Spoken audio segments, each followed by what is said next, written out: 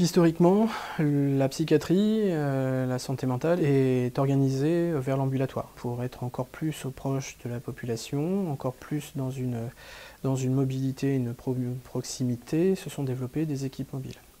Dans un premier temps autour de la précarité, pour aller aux proches des personnes qui n'avaient pas forcément accès aux soins, qui n'étaient pas forcément identifiés dans le soin. Et puis, au fur et à mesure du temps, se sont développés ce type d'équipes pour répondre aux besoins au plus proche de la population.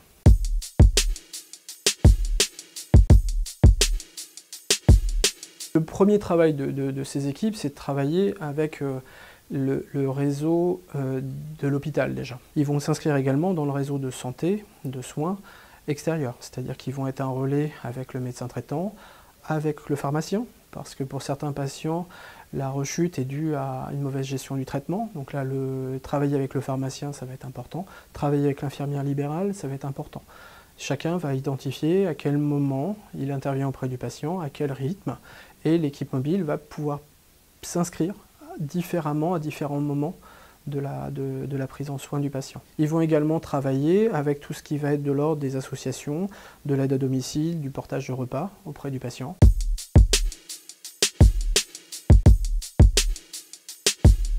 C'est un patient vieillissant où la famille est vieillissante également, où ils peuvent moins intervenir auprès du patient.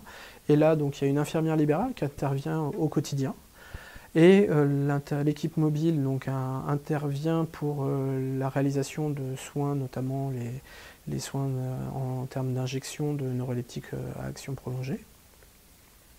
Et quand le patient va moins bien, l'équipe vient en substitution de l'équipe d'infirmières libérales pour accompagner le patient, pour éviter justement que le traitement soit moins bien pris et que le patient nécessite une hospitalisation et donc ressorte, comme je l'évoquais, de son lieu de vie et pour lequel c'est un patient vieillissant où le retour est peut-être compliqué.